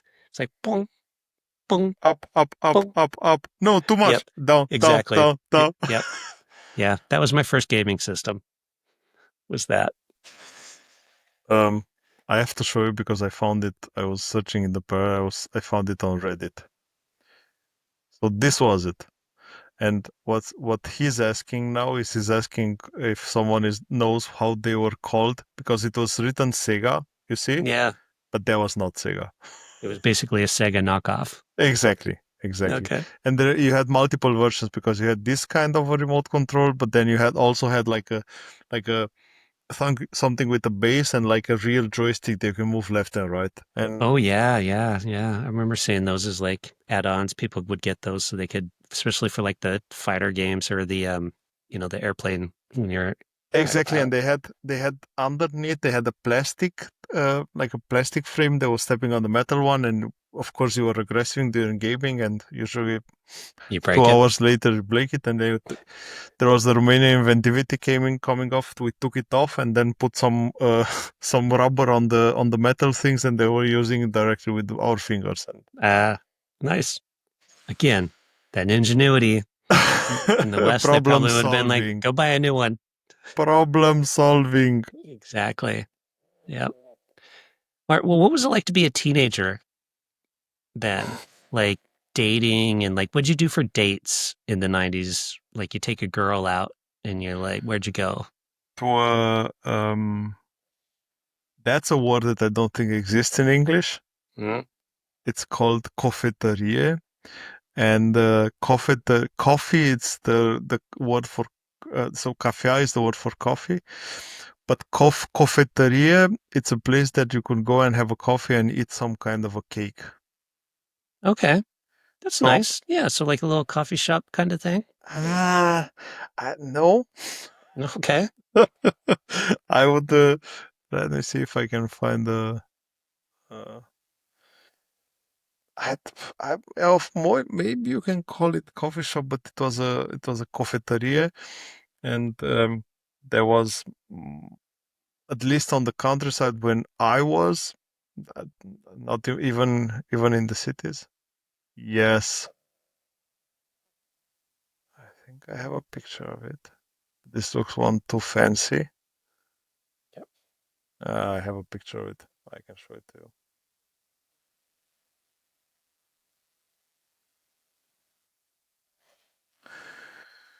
Um,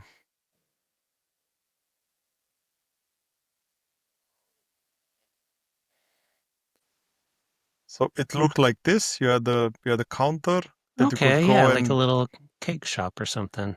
cake shop. Yeah, cake shop. I think you can call it cake shop because there are different kind of cakes.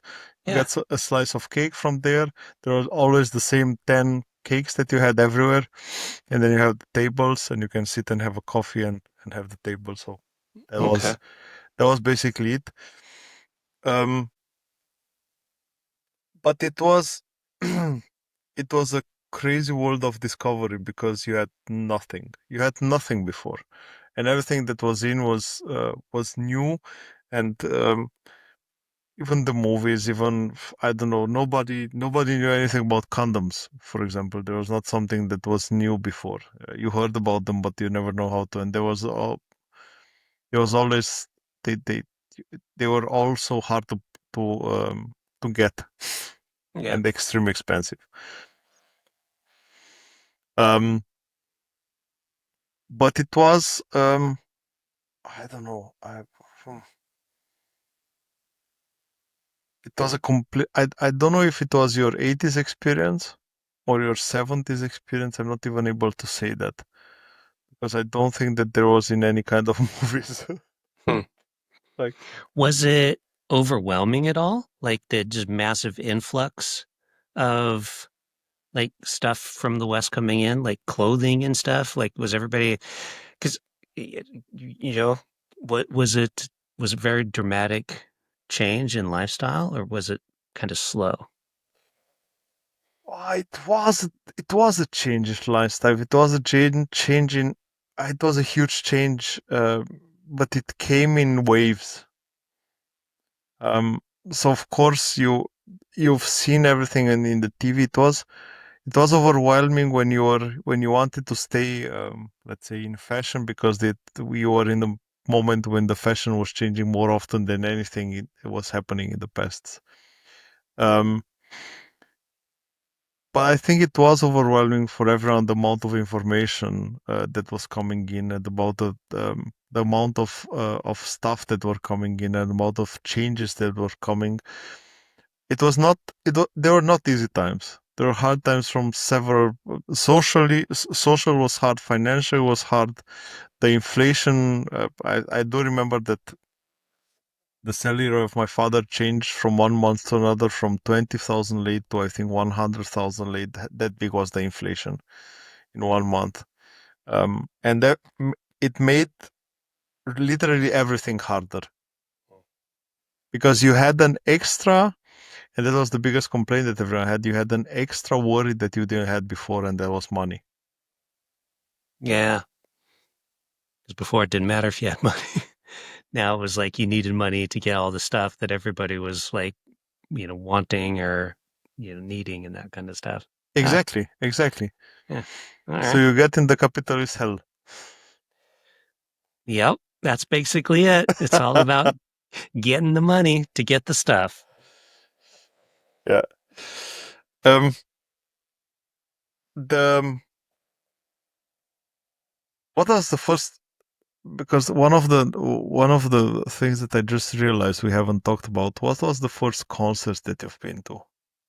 Music concert. The first legit concert I went to was in the 90s, because so I didn't really like I said, I didn't have a lot of money growing up. So the first legit like big concert I went to, it was Bush, No Doubt, and the Goo Goo Dolls.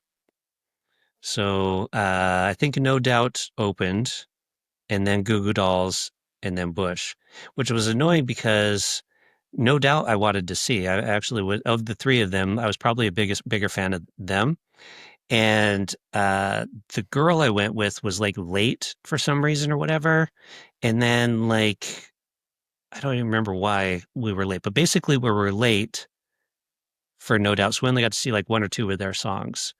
And Goo Goo Dolls I've never really much cared for. And then Bush was all right. But But you mean No Doubt that Don't Speak? yeah, that band, Okay. yeah. The blonde Gwen Yeah. Stefani. Come on, she was gorgeous. So of course I wanted to see them. The blonde So girl, also known as Gwen Stefani. yeah. So that's, I mean, if I went to something prior to that, I can't think of it off the top of my head. But then and then it was around then I started going to a lot more concerts and have seen a decent number. What about you? Not in the 90s, so I went after the 2000s. And there was a Romanian band, a hip hop band. I was a big hip hop fan. But I do remember there were a lot of huge concerts happening in Romania beginning of the 90s. So Michael Jackson was twice there, I think 92 and 94. And then there was Metallica, also somewhere. I don't remember exactly when, but there was also early. Oh, that would be cool. Metallica had also a concert in Moscow. I think it's up to today the biggest concert in the world. Yeah, There I are believe it. 1.3 or 1.5 million people. Wow, just to see Metallica. But they were big, huge back then. Like I was a big Metallica fan as well. Yeah. Everybody was. So Yeah. yeah. You have to search it on YouTube, so it's impressive. It's impressive to see. You don't see you cannot fathom the amount of people being Like the there. people way in the back can't even see the show. They're just there listening to it. Yeah, yeah. But music was something. But like you said, the appreciation of music is crazy because it somehow brings you this joy that you didn't had before and gives you the sense of freedom. So for Romania was the sense of freedom that you didn't had before. Yeah. Yeah. Yeah, music's great that way. What about TV shows? TV shows in the 90s or 90s, yeah. yeah, so obviously Friends was huge for everybody. Seinfeld was big. Who else was I thinking of here MASH? from the night? MASH would have been the 80s. So, yeah, because that ended in, I want to say like 83 or something like that. Mm. So that was even early 80s. Cheers, same thing. That was an 80s show, but it kind of went over into the 90s. Yeah, I guess, yeah. MASH was big in Romania, 96, 97 started and finished somewhere in the 2000s. MASH is a Friends. great show. Yes. Like for people watching that haven't seen it because they're like, oh, that's old. It's still a really good show. There's so many powerful messages mixed in with a kind of a comedy, like it's such a fantastic show that people should watch. Absolutely. MASH is really good, and it's really good now, even if you see it. Bundy was really good. Do you know Bundy? Bandy? Yeah, Bundy? the Married with Kids. Oh yeah, the Bundys. The Bundys, Yeah, yes. Married with Children. Married with Children, yeah. Yeah, that was a good one. Yeah. And that was on Fox, which was kind of a new station in the US when Fox launched. And so that was one of its earlier shows. And it was kind of a revolutionary show because it was now you see stuff like that and you're like, that's mild. But back then, that kind of behavior from a family where like they're not all friendly towards each other. And like it was revolutionary back then. And people But were there are just shocked by it. there are so many iconic scenes in that movie. There is one that stuck to that I still keep making that joke with my wife. I think I did it today when Peggy is saying there's a hot plate waiting for you in the oven, and I was going to the oven and finding a hot plate empty. And I said, yes, I just had a hot plate waiting for you in the oven. Yeah. Yeah, that's what it was so great. Like they're just the way they treated each other on that show was fantastic. Friends got really late in Romania. So I think Friends got after 2000. So most of it, I think, shortly before finishing in like actually finishing it in the US. What about animated shows like The Simpsons or Family Guy or South Park? So Family Guy after 2000, a lot after 2000. South Park was brought in Romania by MTV. So I think late 2000s. Simpsons was not a success in Romania. Oh. The problem is they started with the first season, and as it had so many political connections, nobody understood what they meant. And when you don't get it from the beginning, then Okay. And then people just kind of lost interest pretty quickly. But what became big was science fiction. Because they was not allowed to have that before in the communist period. So we got Next Generation, so Star Trek Next Generation, Captain Jean-Luc Picard and his crew, and that was a Sunday event for me. Sunday, 4 p.m., there was the start of a show in which they were doing like a pre-discussion of the episode, then they were watching the episode, and then they were post-discussing the episode. Oh, wow. That was an event. Yeah. Wow. I definitely watched that show. I kind of the same thing. I'd always be like, gotta be home when Star Trek The Next Generation is on so I can watch the latest episode. But when was it? Was it still the 90s? Yeah, Or that would what? have been in the 90s Okay. when it started airing. And then we had in Romania something that for sure they had in the US. We had I think late 90s, and complete 2000s. was the telenovela, so the Spanish soap operas. Oh no! Why did you get Yes. those in Romania? I have no idea. I have no, but Wow. all South American. So it all started with the Brazilian one, which was called Esclava Isaura, and then it went to all the Mexican, Venezuelan, I don't know, but a lot of them. I don't get it, but it was like this. Okay. And what we got, we got. Do you know Captain Planet as a cartoon? Yeah, I remember Captain Planet. Yeah. So Captain Planet was something which was really big. I do remember early 90s, maybe not early, but mid 90s, something which was really big. Yeah. Um, I don't think it was really big in the US, but it certainly was known. Like people watched it. I still sing the theme song. Okay. What's I the theme managed. song? Captain Planet is a hero, gonna get pollution down to zero. I'm not a good singer. He failed. I mean, Yes. we're in the 2020s. I sing it the other day, and my son overheard it, and he said, "What was that song?" And I played for him, and he came yesterday from school and he said, "You know, now everyone at my table is singing the Captain Planet song." Nice. Yeah. Um, we talked about TV shows, and I wanted to say something about the TV shows. I was talking about Star Trek, which was really, really nice. I was talking about the cartoons. Did you watch the other Star Trek series like Deep Space Nine and Voyager? No, No. just the Next Generation. Yeah.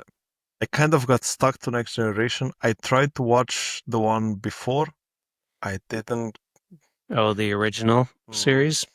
You need to have watched that as a kid, kind of growing up. Like, because I liked it because I'd watch it as a kid.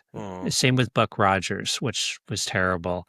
But like as a kid, you love it. And then, but the thing about the Next Generation is it was so much more believable, and like the characters were much more real.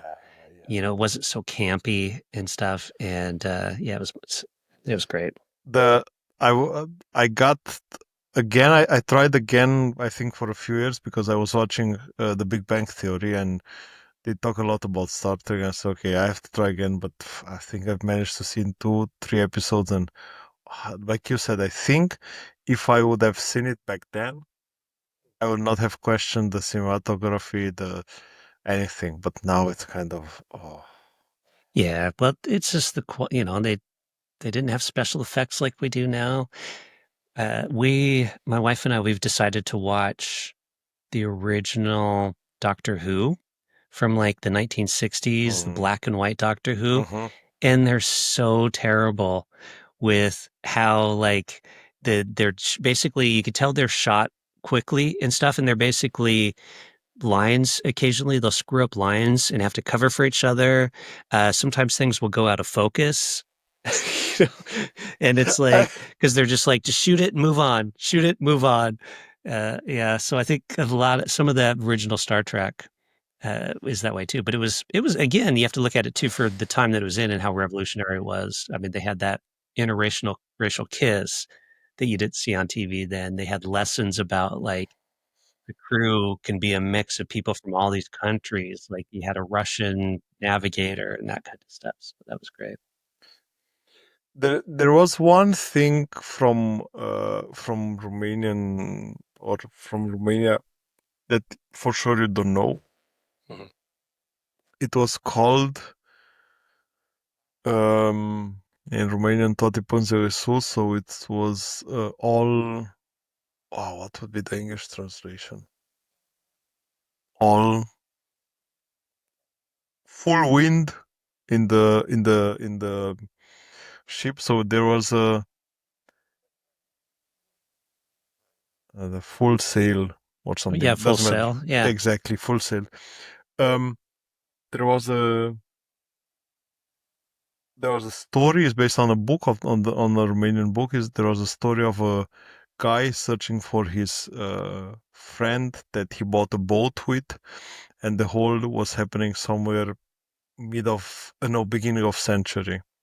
So only sailing with wind, no other technology, having huge adventures. And what was extremely cool for us back then, like it started because it was filmed in '77 in Romania, and I've seen it again several times because I've seen it a few times during the communist period and then afterwards as well.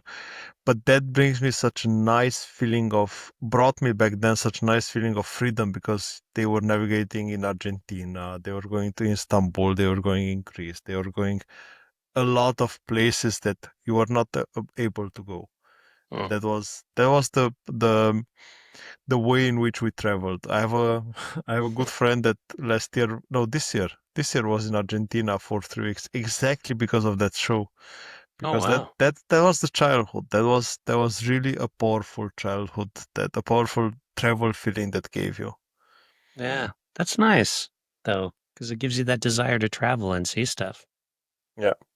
Yeah. All right. Fun throwback bits. Should we move on to that? Yes. All right. When did Romanians discover Super Mario Brothers? When you were lucky, somewhere in '95. When you were not lucky, after 2000.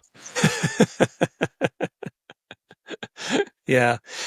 I love Super Mario Brothers though. I think I had the Nintendo. It would have been early 90s and it had Super Mario Brothers on it. It was great. So I didn't have the Nintendo 64 though. Like I only had the original Super Nintendo, and then that was the last Nintendo I ever had. And then I switched over to PlayStation. So yeah. I make fun of my wife sometimes for that same reason. Like I feel like sometimes in Germany they got stuff like 10 years after in the US. So she'll be mentioning music and stuff, and I'm like, yeah, that's from like a long time ago. We had moved off of that music well by the time you had started listening to it. And I think it seems like Romania is the same way. I think even worse. So first of all, we have to say US was a trendsetter. So I do remember also in the '90s watching, no, early 2000 actually, watching the Billboard's Top 100 from US, and Yeah. there were songs that you never heard about, and then 6 months later you start to hearing them on the radio, Yep. or 1 year later or something like this. And I think, well, okay, that's funny. Yeah. Yeah. I think it's the same way. Levi jeans have always been kind of a status symbol. No, jeans. Jeans in general. So it didn't matter if they were Wranglers or Levi's. There were no brand, my friend. Oh, Let's be honest. No, okay. there was no Levi's, there was no Wrangler. If you had an Levi's, there was an event, but there was it was again a status symbol, but not because of money, because you managed to have the relations to get them. Okay. You knew the person who had the jeans, and so you could get the jeans. You knew the person that knew someone that was traveling outside of Romania. Ah. So what did you wear then? Slacks? Like if you didn't have denim, jeans, I think or they just like you would call them today yoga pants. yoga pants? Like Well, that the sounds terrible. Yes. It is so. So like they were made, I'm guessing out of cotton. Yes. Yeah. So just And locally cotton pants. there was cotton, and there Hmm. was a kind of like you have this Nike things.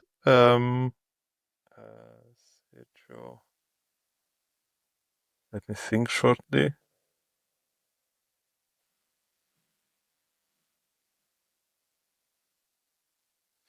I don't think I will find. Most probably. Yeah. Okay. I'm not far away. So there are this kind of sport clothes, I do remember one brand. It was Sergio Tacchini, but I don't think they have anything that looks as shitty as those were before. Okay. They had a crazy green reddish color, which is in fashion now, by the way, and it was made out of something like a plastic thing coming on top. So there was no water going through them. It was Yeah. it was meant to be silk. I don't know what the but it was actually a shitty material. You were sweating like a pig under it. And and and there were those like the how should I call them? Underneath there was no isolation or something. You had that net, that white net, with big Oh, holes. yes, like you get with the shorts. Yeah, I know what you're talking about. Like the swim Exactly. trunks usually have that. Exactly, Yeah. the swim Yeah. trunks, but you had it everywhere. Like you had it on the pants, and on the shirt. Oh, that sounds horribly uncomfortable. Horrible. And if you need to wear something nice, there was something that my mother used to do. She was knitting, and she's always made me some stuff that I like to wear, like soft, so the hard, not the hard, the winter ones. Let's say it like this. So the winter ones was mostly knitted, and t-shirts. We had some polo t-shirts, but they were not like really any kind of brand that now. Okay. And pants wise, either you had the suit pants, Yeah. yeah, or you had the yoga pants. So we call them training pants, but they were kind of a yoga pants. Right. What about sneakers? Like Nikes and Reebok and that kind of stuff We had some kind of shoes, like sports shoes, but either they were Abibas, Reebok. Adidas? Yeah. No, No, not Adidas. Abibas, Abibas. Abibas, The or knockoffs. Adibas, Okay, I got it. or Reebok, Right. Mike, Okay. all the good brands, Turkey made. But what I do remember about the shoes, man, if you really got a bad pair, you could wear it once, twice. They were stinking like hell. Was such a bad quality, such an awful quality, awful. So All my first pair of Reeboks, like actual Reeboks, I bought them on my own salary. Like I was really after 2000s. And everything else that was coming in the 90s was fake from Turkey. So 95% of it was fake from Turkey. Okay. All right. You already had like the Jordans and stuff? Yeah, I mean, of course. I didn't personally. I've never owned a pair of Air Jordans in my life. No. Yeah. So we like, again, we usually had like for me, Wrangler were like the cheap jeans, which is what we wore in my family. Levi's were like the cool jeans that the cool kids wore. So I remember like my first pair of Levi jeans I bought myself when I had money. And same with shoes. It was usually the cheaper brands. So I didn't really get Nikes or the Reeboks. I'd usually get I don't even remember the names of the cheaper brands. So I didn't get any of that kind of stuff usually until after I moved out of my parents' house. Yeah.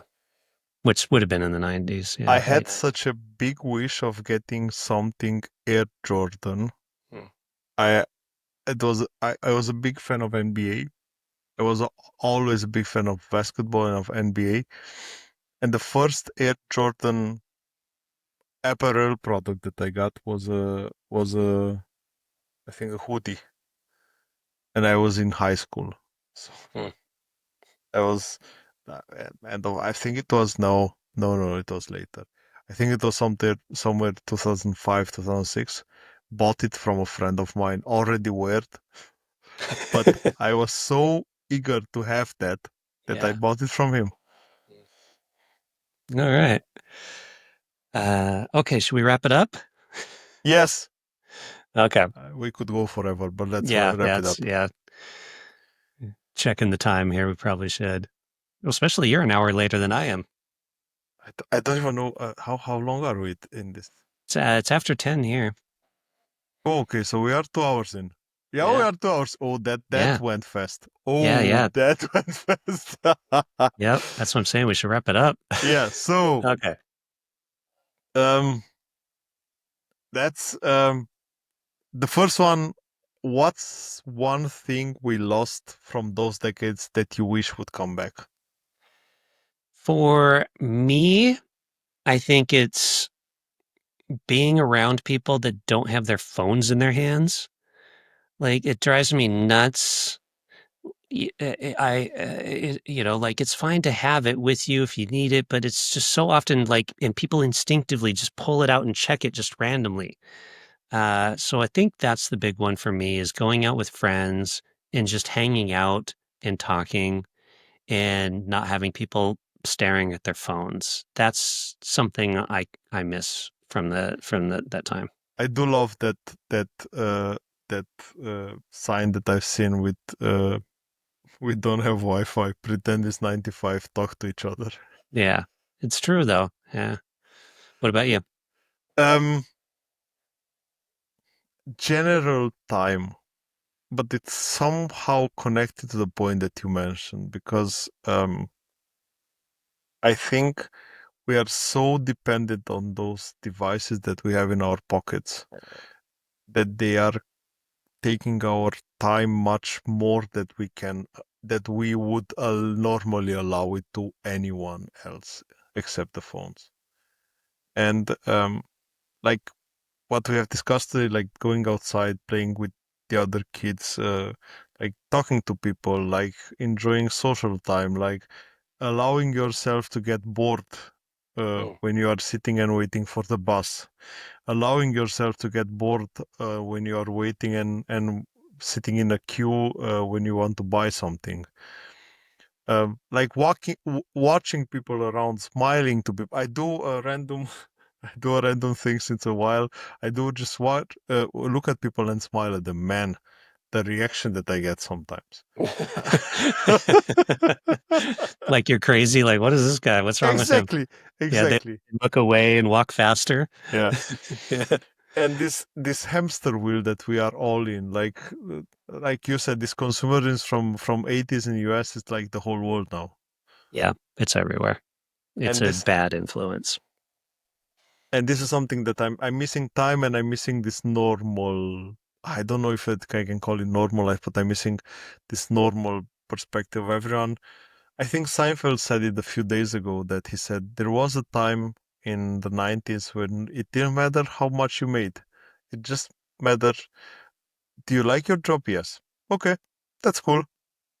And that's it. Yeah, I get really frustrated talking to friends and they bring up how much they make, or they start talking about salaries, or they're like, how much do you make? Or, like, and I'm like, it doesn't matter, man. Like, why is this even a topic of discussion?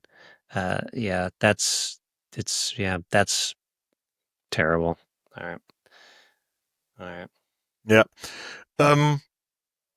What if it would be one physical thing that you want to bring back?